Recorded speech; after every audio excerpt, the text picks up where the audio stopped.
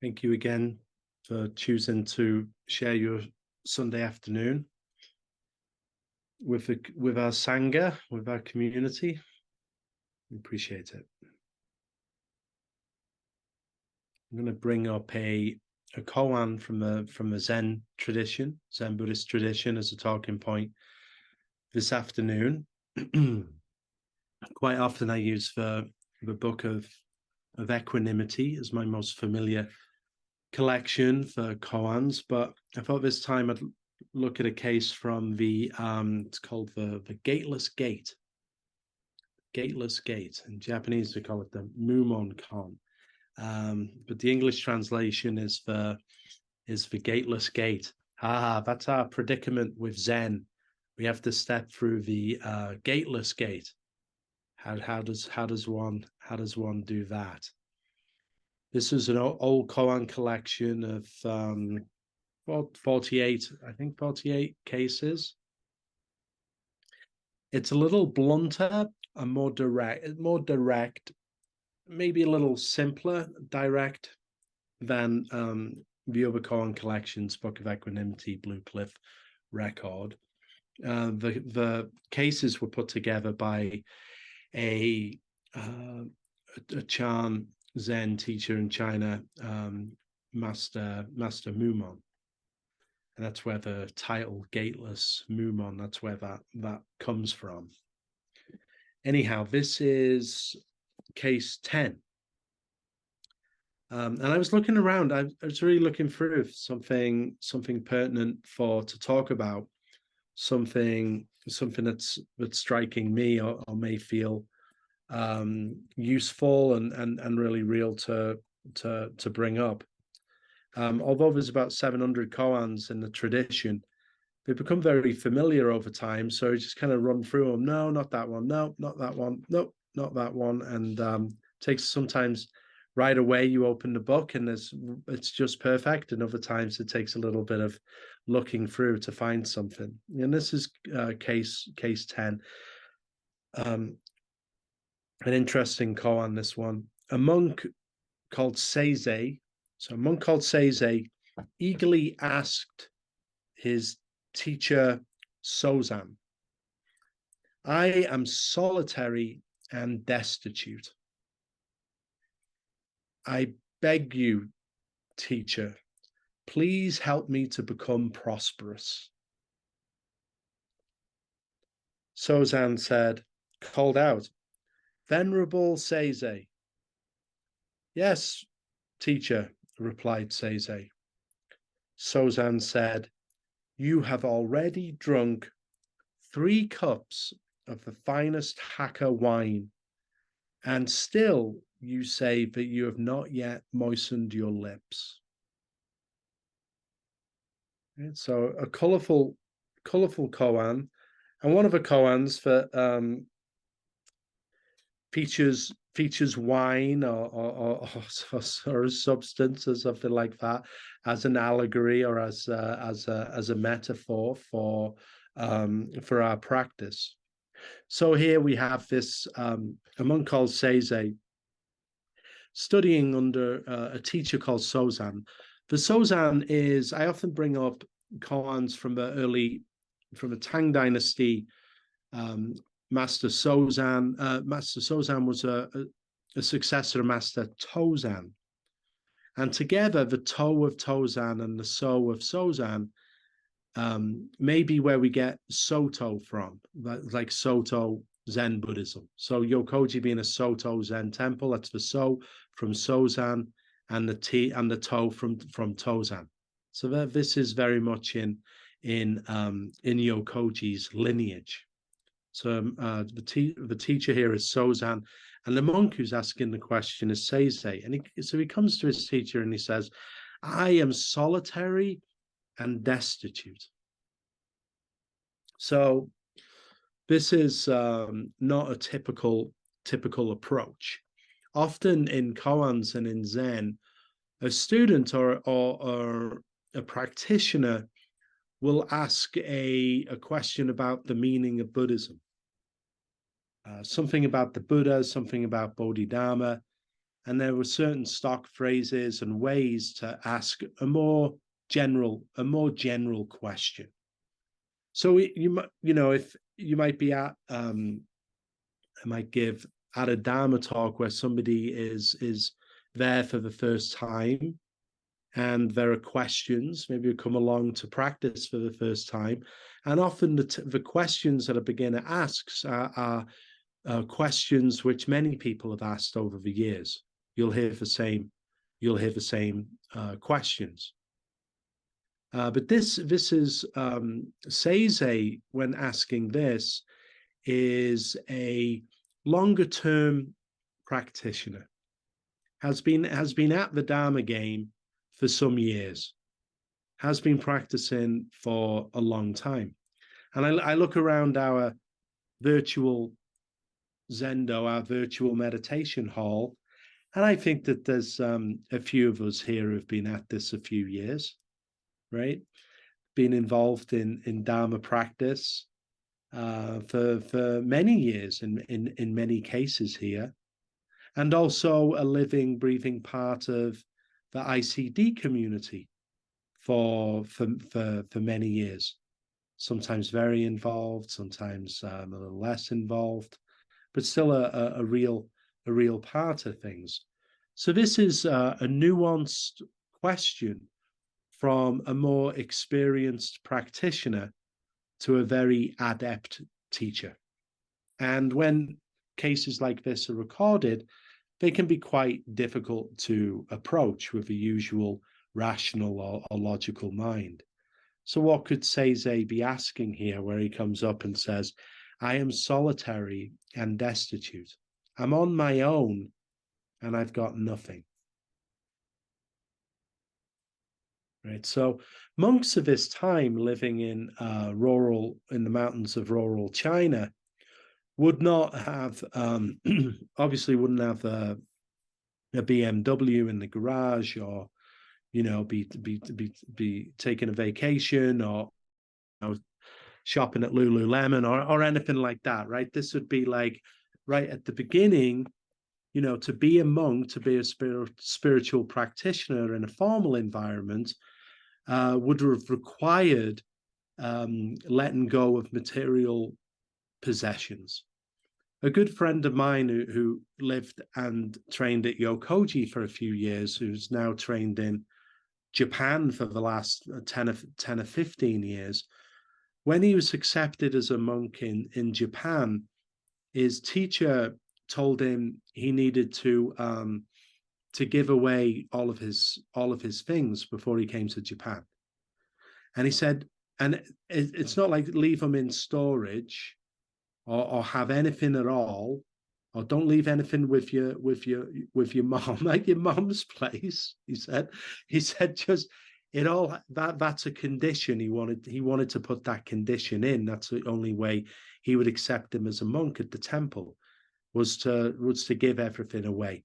So he did that, and he said one thing that was difficult is he had quite a big music collection, and some rare music, and some music that he'd put together himself, and he ended up giving a lot of this all away to friends, and then just went to Japan with very little. And that's, I have a lot of respect for that. I appreciate that way. So you can imagine Seize would not have had a lot of material possessions, but he is living in a sangha and a community of monks in a temple of that time.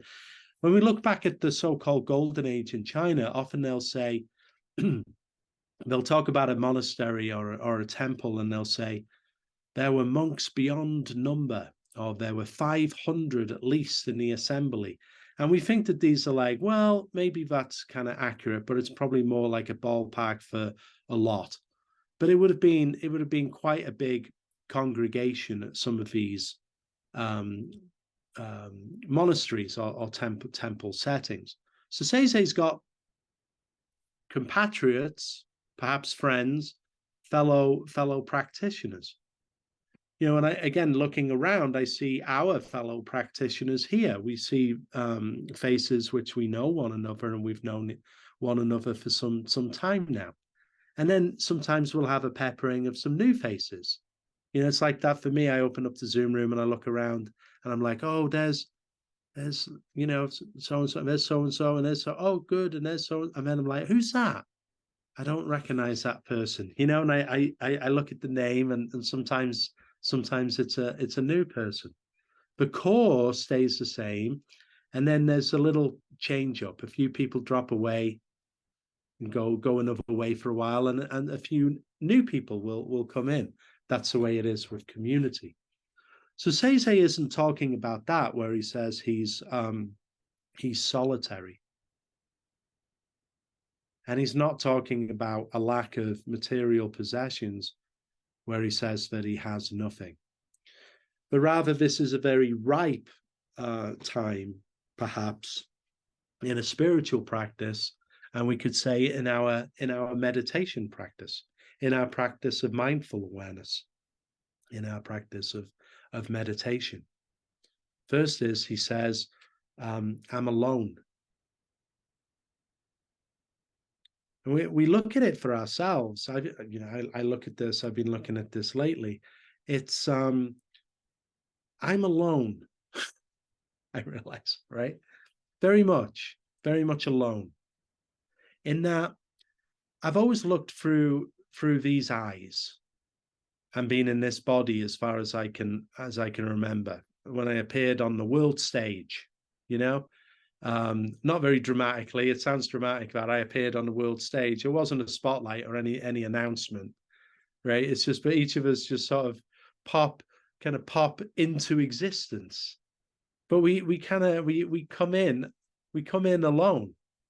Okay, I know there's twins and triplets. There's always some exception to the point, but we come into this world alone, and it is an alone experience. Even if as the spiritual life is an alone experience. Seize here is working with a really good teacher. I came 10,000 miles to work with a really good teacher. So we are in contact with people in a spiritual sense, whether it's Zen, whether it's Buddhism, whether it's a secular practice, whether it's one of the more traditional religions. Each one of us experiences it and realize our realizations, what we gain, what we lose, our successes, our disappointments. They're always uniquely ours alone. And though we may live in a house with other people or have a community of friends and feel not alone in that sense, still, when we lay our head on the pillow at night to go to sleep, right, we move into sleep, into that realm of consciousness alone, and we emerge alone.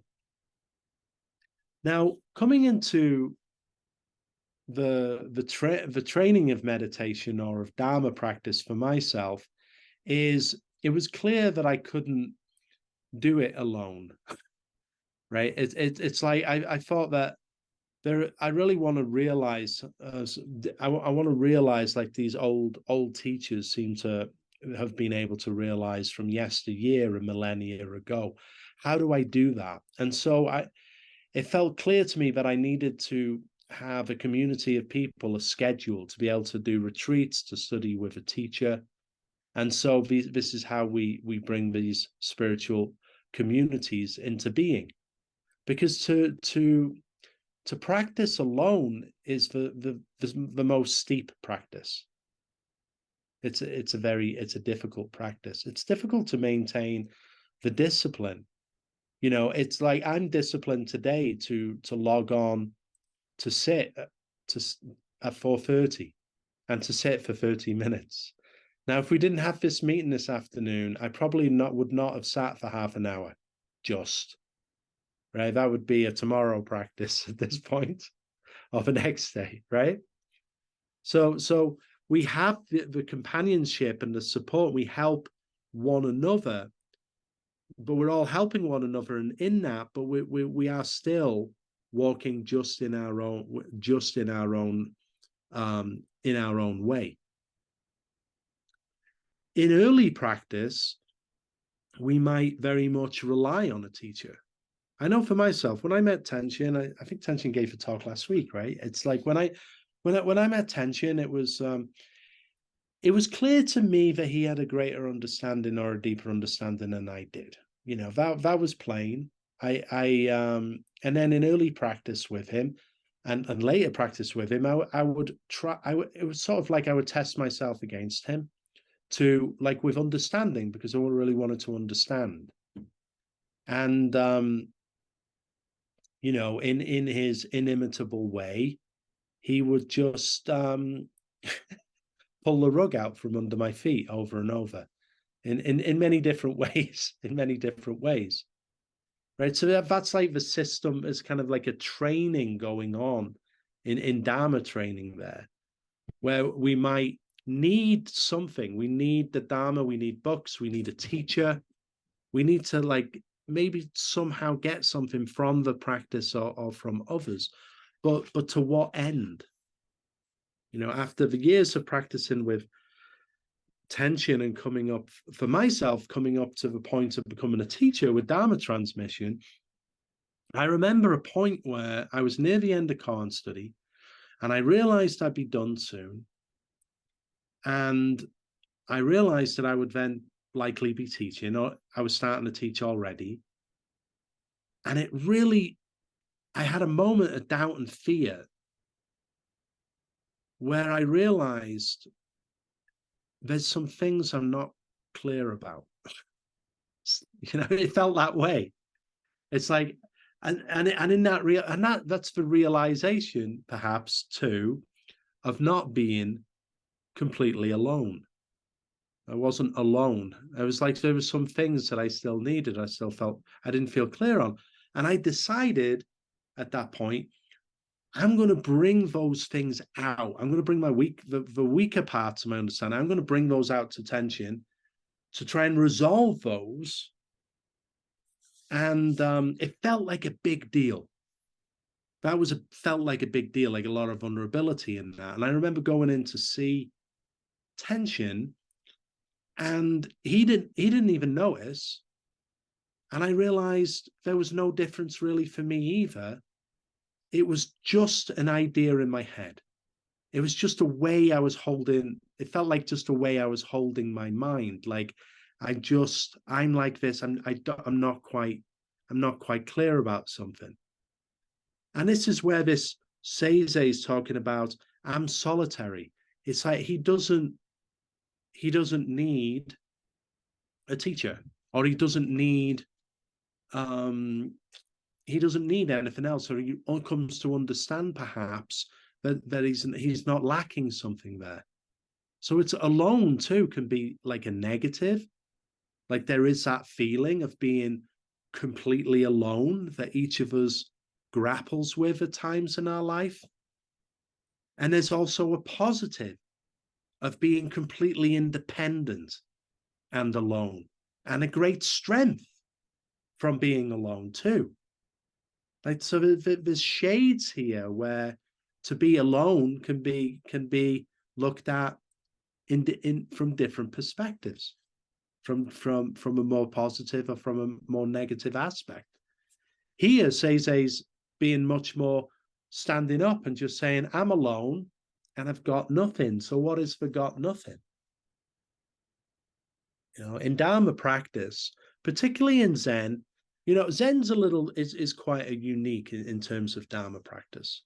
Like in many different approaches, there's more of a measurable sense of gain,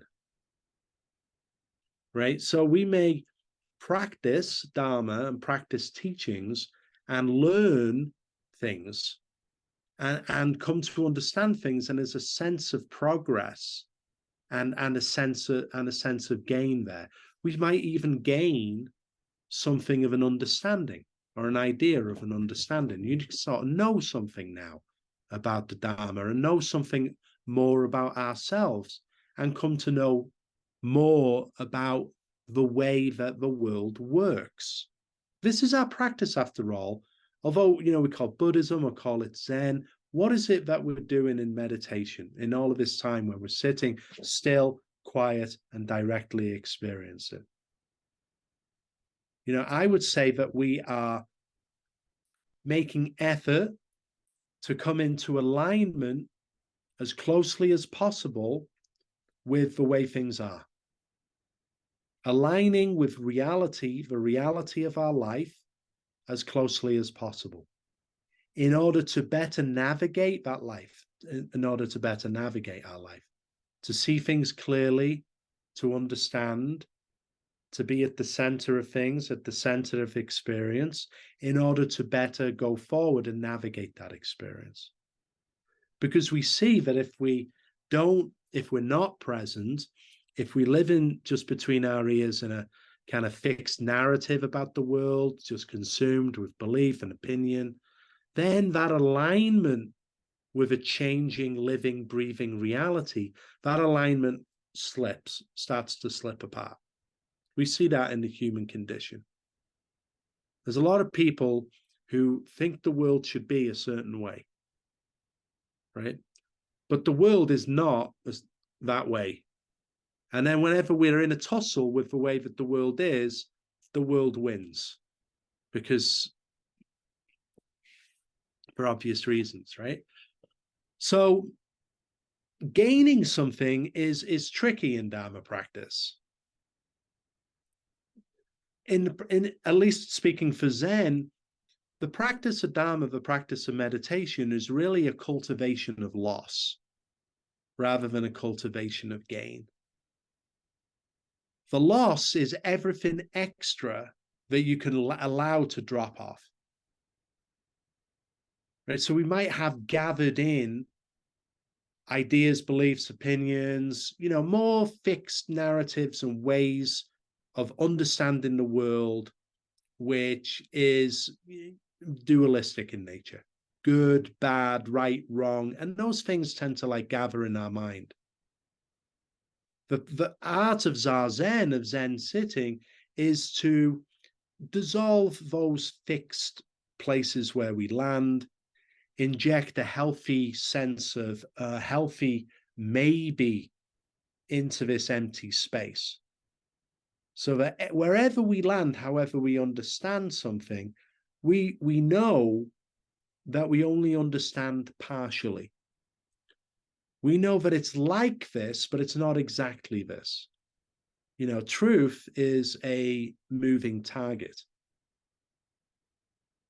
Right? And the Dharma, even, you could say, is a moving target. It's always one step in front. And so our mindful practice and our meditation is that one step of making effort to align with the way things are.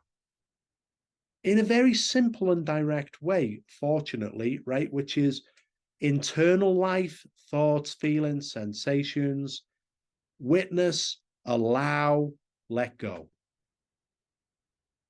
External phenomena, witness, allow, let go. Let go, let go, let go. This is the practice of Zazen. You just let everything go, like the simple direction at the beginning of the meditation period is basically make your back, kind of sit straight or lie comfortably, just find the posture, and then there's nothing to do. But that non-doing is difficult for human beings. We like to do something. We like to create something. We like to make something. So not making something, deconstructing, doing nothing at all, runs counter to our natural impulse. And that's why it's a practice. So Seize is at this place of, I'm alone, I'm independent, and I've got nothing. But I'm relying on nothing either. Not relying on an understanding or a catchy phrase, not relying on some idea of Dharma, of reality, which is, I can talk about. But I'm no one and I've got nothing. And it can sound very negative. You know, it reminds me of the book title of Thich Nhat Hanh. One of his books is "Being Nobody, Going Nowhere." You know, that's a good book title. That's a good book title. Being nobody, going nowhere. I'm solitary and destitute. And yet he says to his teacher, "Can you give me, please give me something precious? Can you give me something?" Why would he ask that? You know, the reason that this koan kind of struck me today and just looking through is it's just like there's a part of me that's still looking for something, right? I've always had that part. I can fess up to that, right? You can say, well, no, I'm not looking for anything anymore. That's also true in one sense. But is it not so that as human beings, we're kind of looking for, are we not looking for something a little better or a little more? There is that drive for us. You know, I know a lot of Dharma students are people who, and people often get very disappointed after putting some years in. It's just like, really, is this what awakening is? You're just like wide awake to the way things actually are. Put me back to sleep, you know, because the way things actually are is very challenging. It's very challenging to be an awake person, to be a person of presence. You're busy. There's a lot to take care of, like all of the time. You know, yeah, well, I'll say some more on that because please give me something prosperous. Is there, you know, is there something else here? And Sozan calls to him and says, Venerable Seize. And he answers, yes. And then he gives him this reply. You've already drunk 3 cups of the finest Hakka wine, and you're saying that you haven't even moistened your lips. What would this mean? I mean, just for some context, for some background, unless you're a wine specialist who has knowledge of 7th century Chinese vintages, you probably don't know what Hakka wine is, right? I had to look it up in the book. And there was a famous family in China, the Hakka clan. There was a family. They made wine. That's what they did for a living. It was supposed to be the best. It was like the best in China. So the best thing that you could get. He's asking for something precious. You've had not just 1 cup, 2 cups, but 3 cups of the very best that there is. You know, it's just like a scold from his teacher. You're saying, like, this, if this isn't enough, look at what we have. Look at what we are. And look what is already here. How fortunate. I have to remind myself, I remind myself of this all of the time. Earlier, I was working on booking flights, right? And I was booking flights. I was helping family who were going to come around Thanksgiving time. And so I'm on the app, you know, and I'm looking for these flights. And I said I'd do it, and I've got the information. But it's one of those things where you find them and they're cheap. And you're like, great, that lines up, fantastic. And you go to buy the flight, and then it's like, you can't take a carry-on, that's extra. And well, that's bullshit. Okay, let's have a look. Add the carry-on, and then it goes up, and then it's like, you can't pick your seat, that's extra.